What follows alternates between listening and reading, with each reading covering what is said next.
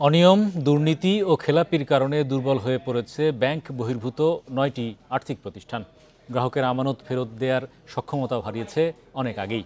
পরিস্থিতি উত্তরণে কোনো উপায় না পেয়ে প্রতিষ্ঠানগুলো বন্ধের সিদ্ধান্ত নিয়েছে বাংলাদেশ ব্যাংক। খেলাপিতে নুয়ে পড়া প্রতিষ্ঠানগুলো টিকিয়ে রাখা অসম্ভব মনে করছে সংস্থাটি। বন্ধ না করে একীভূতকরণ বা অধিগ্রহণের পরামর্শ দিচ্ছেন বিশেষজ্ঞরা।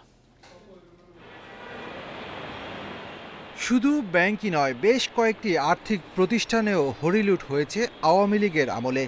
নামে বেনামে ঋণের নামে লোপাট হয়েছে হাজার হাজার কোটি টাকা, যার বড় অংশই এখন খেলাপি। দীর্ঘ সময় ধরে গ্রাহকের টাকা ফেরত দিতে পারছে না এসব প্রতিষ্ঠান। বছরের পর বছর লোকসানে থাকা ৯টি আর্থিক প্রতিষ্ঠান এবার বন্ধের সিদ্ধান্ত নিয়েছে বাংলাদেশ ব্যাংক। আর তালিকায় থাকা প্রতিষ্ঠানগুলোর খেলাপি এখন ৬০ থেকে ৯৯%। তবে আমানতকারীদের স্বার্থের বিষয়টি অবশ্যই বিবেচনায় নেওয়া হবে বলে জানিয়েছে বাংলাদেশ ব্যাংক। সিদ্ধান্ত হয়েছে যে থাকবে না, এছাড়া এদেরকে টিকে রাখার কোনো পন্থা এই মুহূর্তে বাংলাদেশ ব্যাংকের হাতে নাই। সরকারের ইচ্ছা এবং তহবিল সরবরাহের উপর নির্ভর করবে।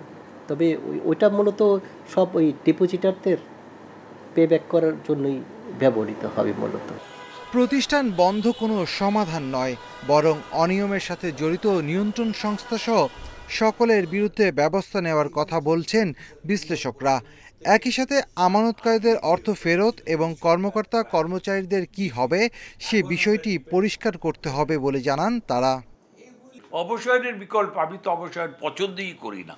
আমি বলতেছি merger acquisition, yes, 100% I support any time I will support merger. একটা স্ট্রংয়ের সঙ্গে একটা নতুন জয়েন্ট ভেঞ্চার নিয়ে আসো। কতজন আসতে, যাদের কারণে এগুলো হয়েছে তাদেরকেও জবাবদিহিতার মধ্যে নিশ্চয়ই নিয়ে আসতে হবে, কারণ সেটা না হলে পরবর্তীতে যে এটা আবার রিপিট হবে না সেটার কিন্তু কোনো গ্যারান্টি আমরা রাখতে পারবো না। আমানতকারীদের পুরো অর্থ ফেরত পাওয়া নিয়ে শঙ্কা রয়েছে বলেও জানান বিশ্লেষকরা। Shafil Alam Sujon, Independent News, Dhaka.